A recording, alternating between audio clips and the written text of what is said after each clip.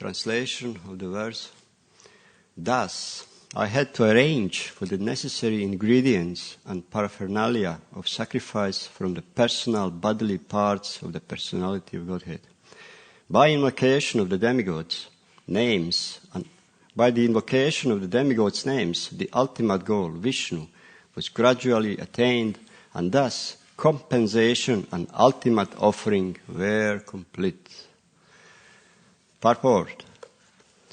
In this verse, special stress is given to the person of the Supreme Lord, and not to his impersonal Brahmajyoti, as being the source of all supplies.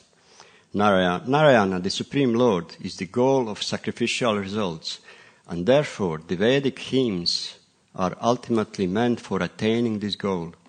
Human life is thus made successful by pleasing Narayana and getting entrance into the direct association of Narayana in the spiritual kingdom of Vaikuntha. Seek blessings of all who know much more than me. You know that I'm always waffling my way out.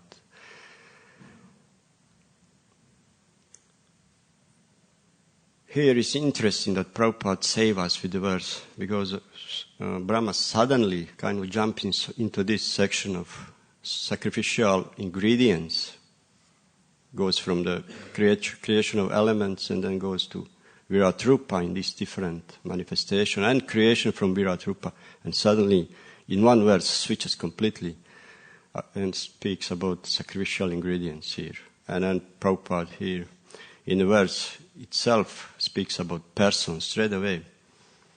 Here you like this word, avyavaih, from the parts of the body of the personality of Godhead, denotes the person. And wherever you read, whoever studies Sanskrit, this word avyavaih always refers to the bodily parts or parts of something complete. Denotes Jai Shri Radha Gokulananda Ki Jai. Denotes always a person. So Prabhupada's stressing this as a main point. It's not impersonal, but this person. So interesting that how we arrived to this question. For my own sake, I have to kind of jiggle again back to see how we arrived to this particular verse, this particular section of few verses about Yagya. All sprouts from the question of Maharaj Parikshit in, I think it's fourth chapter of this verse. To describe, please describe, ask Shukadeva, Maharaj Parikshit asked Shukadeva Goswami, please describe the creative energy of the Lord.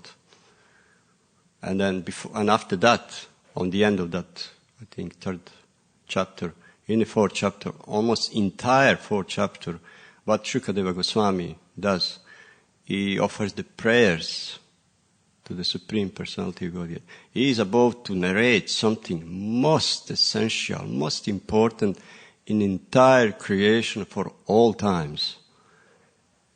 So this is not something, it's overwhelming for everybody, I'm sure for him. He knew what he was going to say, it was direct contact with the Super Soul. But that's the way. Whatever we do as a devotees also, you have to offer prayers, ask for blessings, ask for our own, no way. Krishna can take intelligence just like that. I hope he will not take from me much. So, and prayers, I have to kind of go through those prayers, like entire chapter describing them. For example, he says that Lord accepts three modes of material nature. He is liberating pious, destroying atheism, and awarding transcendentalists their own specific destinations. So stressing immediately, offering praise to that ultimate person from very beginning. He says, glorify, remember, prayers, worship of him cleanses all effects of all sins. High intellectuals, who have great intellect capability, they surrender unto him and then are free from all attachments for all times, in past, in present and future. Surrender to him, you'll be free from all attachments. And I said, known great qualities like charities, learning, austerities, anything can award any substantial result without dedicating those very activities to the Lord. I say even Lord-born can be, and sinful can be purified if they take this shelter of Supreme Lord. Everybody. He is a super soul. He is worshipped by Brahma and Shiva. Immediately establishes supremacy. Although he is worshipped by all, still he enters into the family of Vrishnis and Adavas and protect them personally. So that's a kind of inconceivable. It's a constant thinking of him one can see the absolute truth. If you constantly think of lotus feet of the Lord, then he can see absolute truth at every step. And then he comes nearly to the next chapter, which speaks about Virat Rupa and three Purushas. He said, to enlivened physical body of living entities, he enters and lay down in the universe. We mentioned these elaborate, complex descriptions of three Purushas from Mahavishnu. And then Shukadeva Goswami offers obeisance to his father, Vyasadeva, in that verse. And what he says next, he doesn't say, okay, now I'll narrate, answer your question. He doesn't say, this is my realization, this is my opinion, this is my reflection. Although this would be very valuable. He is most exalted sage who arrived at the scene. But he said, in the past, very same question you asked me, Narada asked Lord Brahma. So that's the safest way. Following authorities. As they said, I will speak. And then Narada, of course, asked Brahma, said, tell me transcendental knowledge about soul and super soul. And then tell me about symptoms of manifested world, how it's created, and then under whose control this world is created. See? And then he glorifies Brahma. Everything in creation, as we know, is within your grip as a walnut. You know everything, see. But there's a doubt, shade of doubt, that even you underwent austerities. If you are supreme, why should undergo austerities? As he was kind of denoting that Brahma is supreme, because whoever studies and tries to come from the beginning of creation, if he is fortunate enough, he will reach Brahma. And behind, there is nothing to be seen. Say, even you perform austerities. And I said, then who gave you that power of austerities? That's a very intelligent question. How did you get this? So you cannot become God. You perform austerities again. You gain something. And of course, Lord Brahma was pleased with that question because finally, as he said, they always glorify me as a supreme, less intelligent and foolish person. Think I'm creator.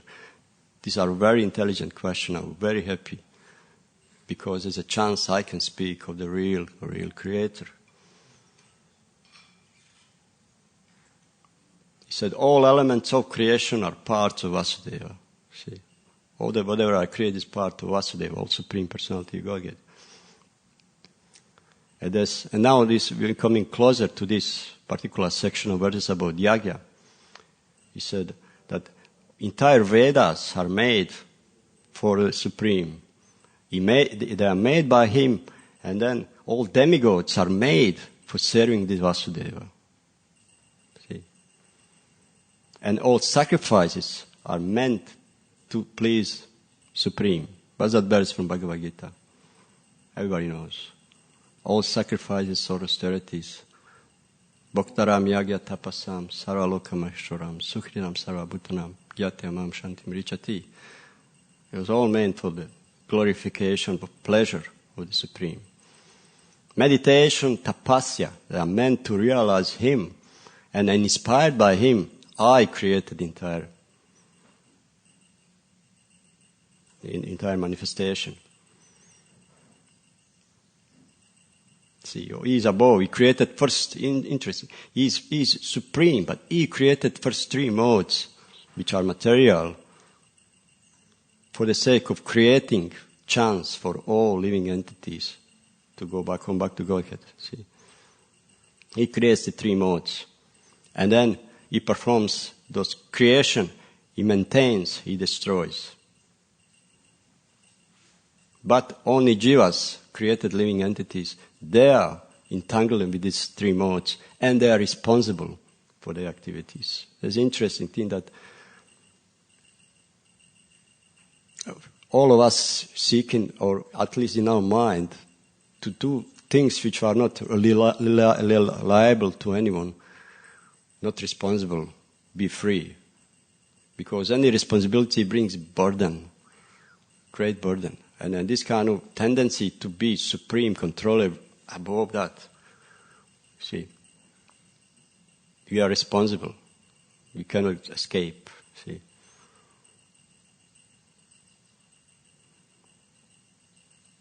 And from that chapter,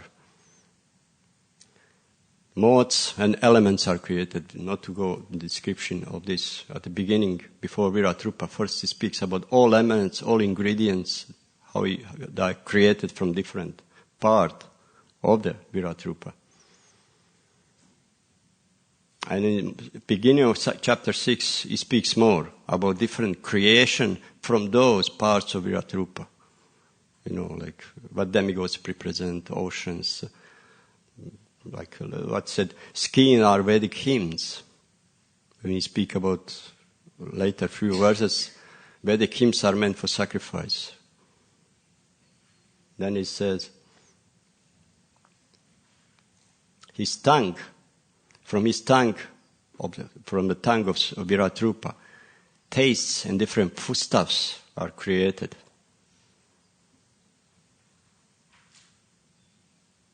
For offering to the demigods. That's an interesting thing, that from very beginning of Yagya, offerings and foodstuffs are meant to be offered to demigods. It's interesting how Lord, why he would do this, why he would create such a sacrifices for offering to demigods, not to himself directly. See, there's an interesting point. But he made that every Yagya begin from demigods. All like my kind of understanding is because, at least in Vedic time, civilized society, they can see, perceived immediately actions of the demigods. Rain, sun, air, everything is controlled by somebody, is controlled by demigods. They can relate with that. Therefore, demigods. Idea of Supreme to create such a yagya is at least you acknowledge that they are higher authorities. This is how you start your journey, elevation. You acknowledge this higher authority. And you offer to them. Let's say you don't pay your electric bill by going straight to the queen. Maybe not queen now, it's prime minister. Whatever. You go and pay. That's my 20 pounds for my, 3 days electric bill. You don't do this. There's a procedure, and then ultimately government gets. So that's the idea.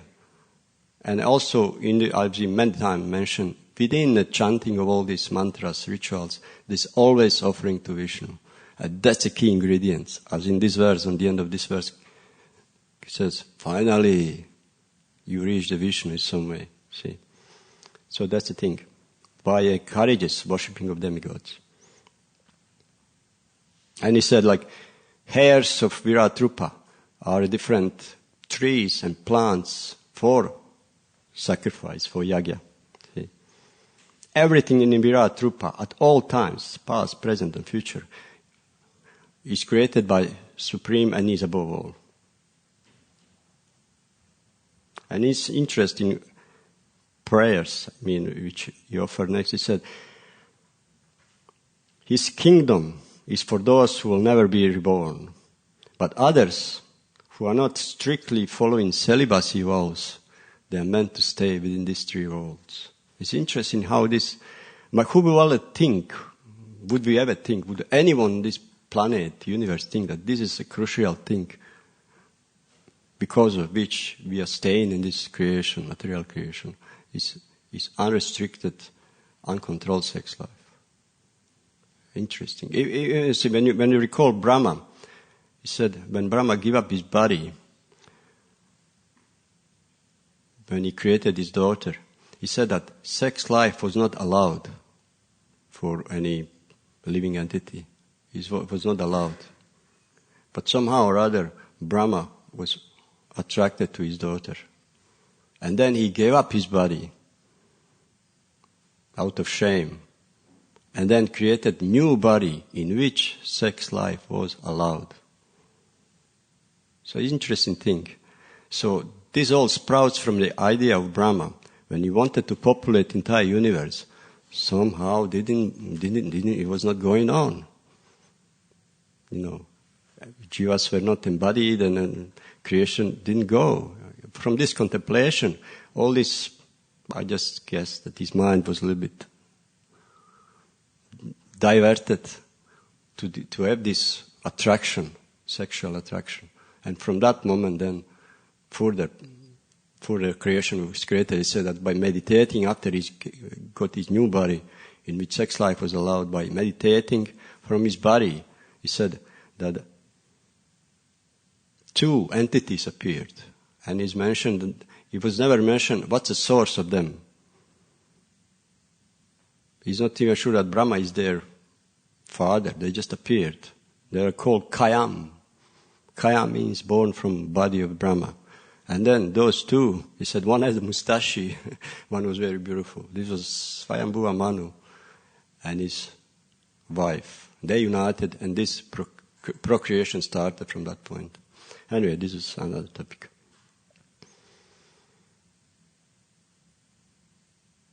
And then, now it comes to this, very suddenly switches to sacrificial ingredients. It's, at creation, I hadn't have sacrificial ingredients. It was only me and the Lord. It was nothing, he wanted, And then he heard the word tapa. It was nothing, only him and Lord. He heard the word tapa. And then he set up himself to somehow acquire these ingredients for sacrifice. Interesting that there was nothing there. And Lord Brahma is known as Swayambhu. What means Swayambhu? Means born without, self-born, born without father and mother. So those who study creation, if they come to the Brahma, he is born from nothing. Then they will, of course, consider he is born out of nothing. So that's the ultimate source of creation, is nothing. Even Lord Brahma, he couldn't see the Creator. He was wondering, what's that? Only he could see darkness. So far you exploit origin of creation, either with so-called spiritual ideas or material ideas. Ultimately, you can come to the darkness and realize or understand there's nothing beyond. Even Brahma couldn't understand what's the source of himself. See?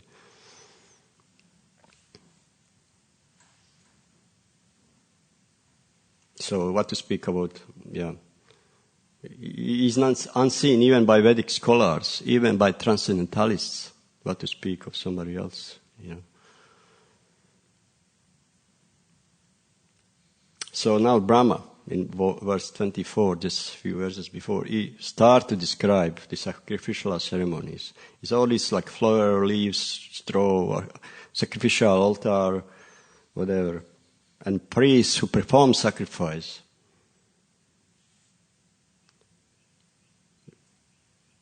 And who perform sacrifice invoke the names of demigods again. Worship of demigods. They are created from this. He created from the body parts of the Supreme. And then this verse, again. I arrange for all these ingredients from the personal parts of the Lord. By invocation of demigods names, the ultimate goal, Vishnu, is gradually attained. See, through the demigods, gradually, ultimate goal, Vishnu, is attained. After many lifetimes, probably. Not probably, but definitely. And thus, compensation or reward for the ultimate offering was completed. Finally, you get, see. Finally, You can imagine your activities.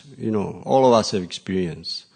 You want something, and then you need sacrifice. You have to earn money. I don't know. You want maybe letters, car or something materially. You work so hard. Of course, nowadays you get credit, you get immediately. Like before, it was not like that. You have to have. So finally, after a long time, you achieve your goals, whatever, and then you get it. You get this as your key. Or you want a house in an amazing district somewhere. Work hard, and finally, as a key. Wow. Kind of you feel, wow, that's the result of my great austerities. And definitely is happy, is kind of very blissful moment, yes. Wow, finally, It's like liberating, it's very liberating because, it's a peak of my activities. Of course, it lasts for short, materially, but just gives you idea, So after a long, long, long time performing these sacrifices, something tweaks in his mind, and they kind of realize, there's something more. This is such a long process. And then finally, you come to the Vishnu, and then you get the reward of all these lifetimes of sacrifices. That's it. Of course, he said that all these fire sacrifices were performed all the way up to Maharaj Yudhishthir. This was a process, more or less. After Maharaj Yudhishthira, of course, Kali Yuga entered. And then, of course, it's Sankirtan Yagya, only Yagya. We are so fortunate. Sankirtan Yagya is meant for this age. Although these sacrifices are still performed to the demigods, majority all over India, wherever there is Vedic kind of remnants, wherever people from India live, still Yagyas after Yagya. We can see many temples everywhere. On every continent, wherever there are Indians, the Hindu temple, yagyas going on for different purposes.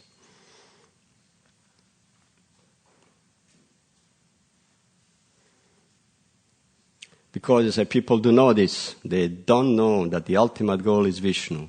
They think that goal is to please Agni or Surya or whatever when they perform these yagyas. They don't know it's called Vishnu, although it's name is chanted Narayan, but it's just one of the demigods, three deities. So that's satisfy Agni to get something, or create auspiciousness, or bring forth the rain, or or if it's too much rain, bring some sun to dry out. So that's a kind of mainly what people do in all this yagya, to have sufficient grains to, more for necessity of life. As mentioned in Bhagavad Gita, you acknowledge those authorities and perform those yagya. You cannot just take. Prabhupada said many times, sun is, day is not just, you have to acknowledge that at least, see. And then finally, you can achieve the Vishnu, see.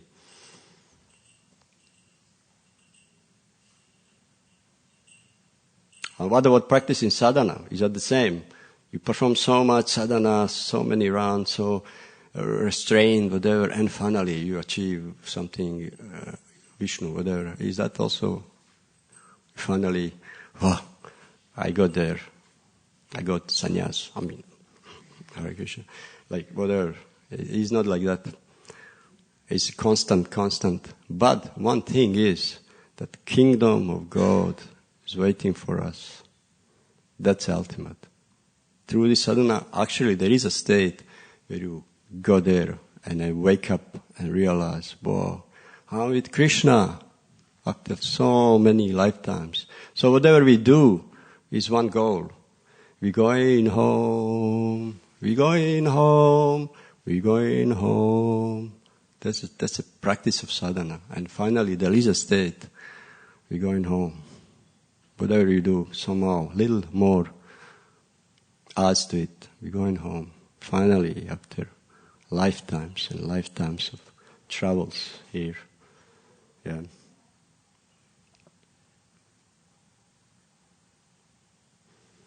So all these ingredients, whatever, very most common idea people is that kind of separate, that what it says here. Yeah, that is separate energy.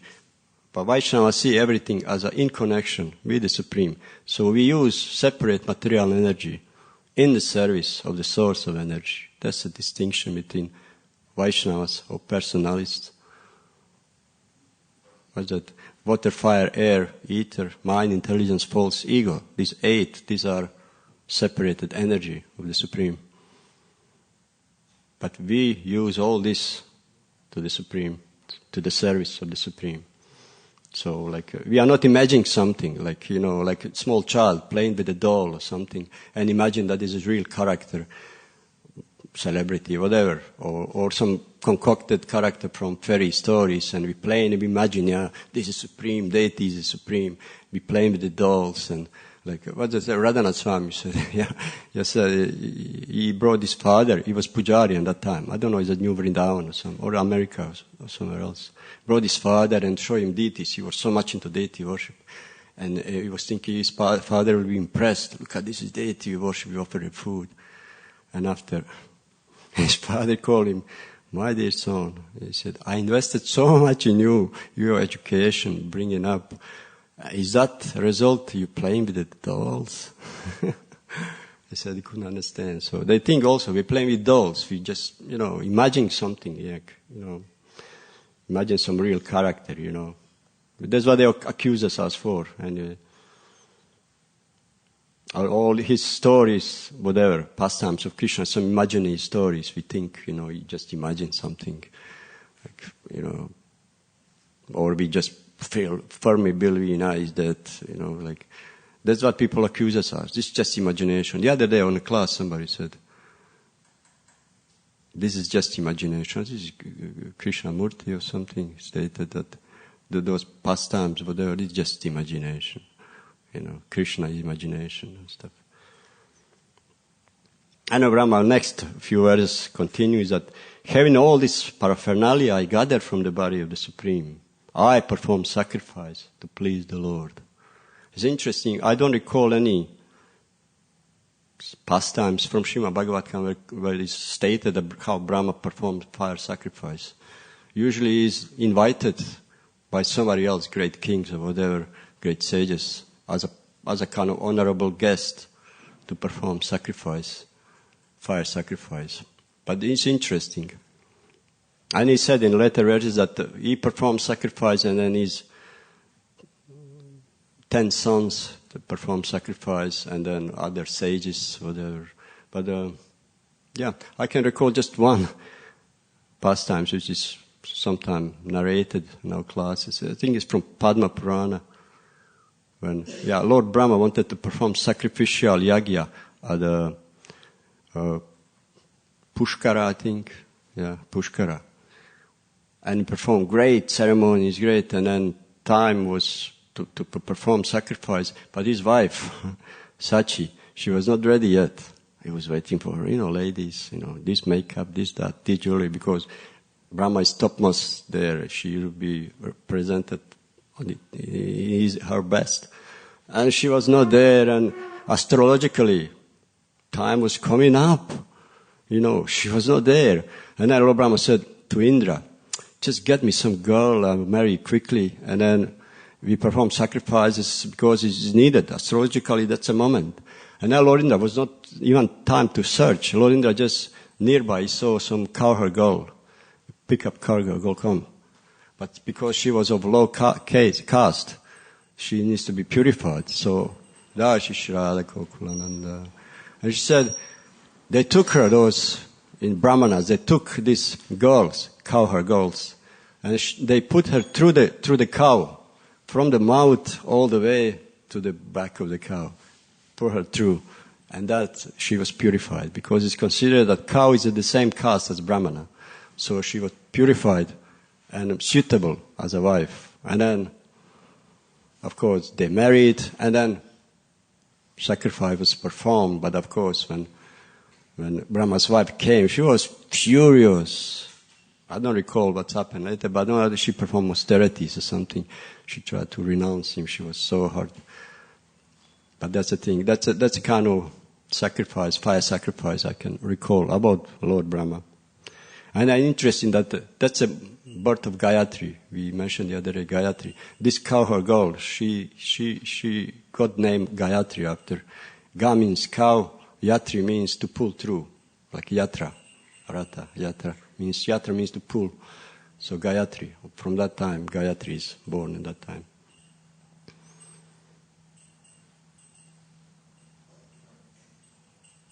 And of course, on the end of this, then Narada, Brahma said to Narada, I explain whatever you have to. Whatever you're asking me about creation, so is it completed? That's the kind of my notes. If somebody has some reflection further on this verse, please share with us for enlightenment of all. Okay. 15 minutes left. I'm finished. Yeah.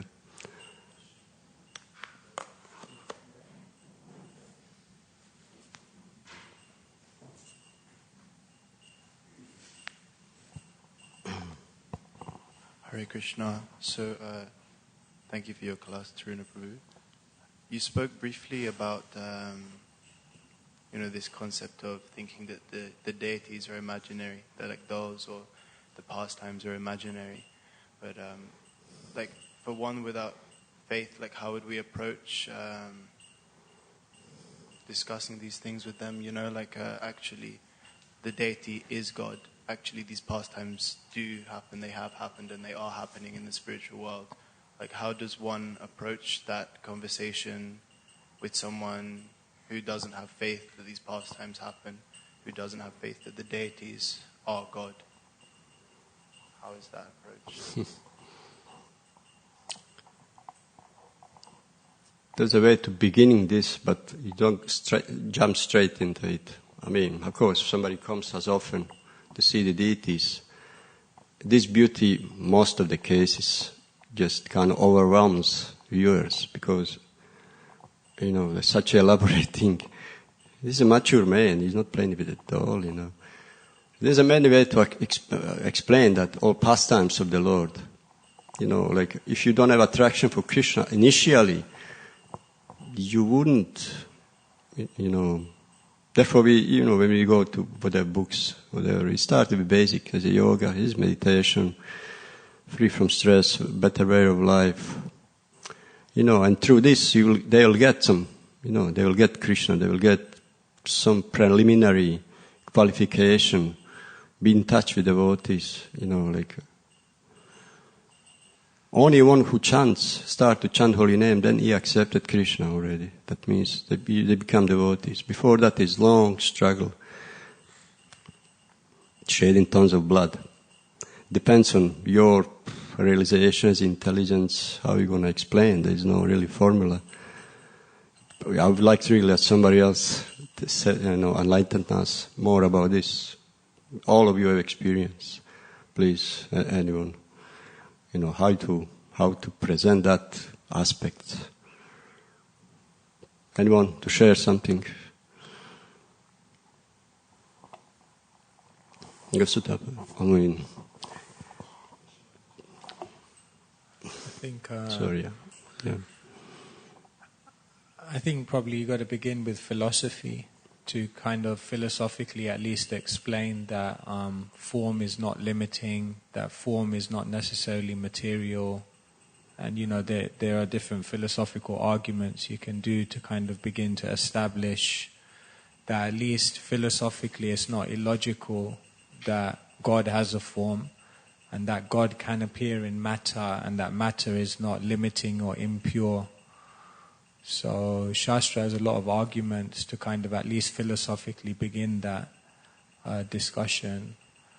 But then ultimately we know that it has to be a reciprocation, because it has to begin to try to somehow relate to Krishna in that way and experience something more. So, that's what I would say. Begin with philosophy, at least to logically establish it, and then try to take someone to a higher level whereby they can actually begin some kind of exchange like that. Some realization, some experience of person then they can change. And then definitely, you give them process, I mean, they will experience. All of us, doesn't matter how fallen we are, how we struggle in our practice, there's a glimpses of Krishna kind of. You cannot say he's not. Of course, Maya covers you. I think sometimes I'm sick of it, maybe tired of it. I can't do anymore or something. But if you just recall all these moments that my goodness, I don't know anything, but this cannot be just stories. I mean, look at this elaborate, entire Vedas, take Srimad Bhagavatam as the essence. Persons who cannot imagine their learning capabilities. It's such an elaborate description. This actually, which attracted me, is no way that somebody can concoct all this. They said they said that all Vedas are written by some sages,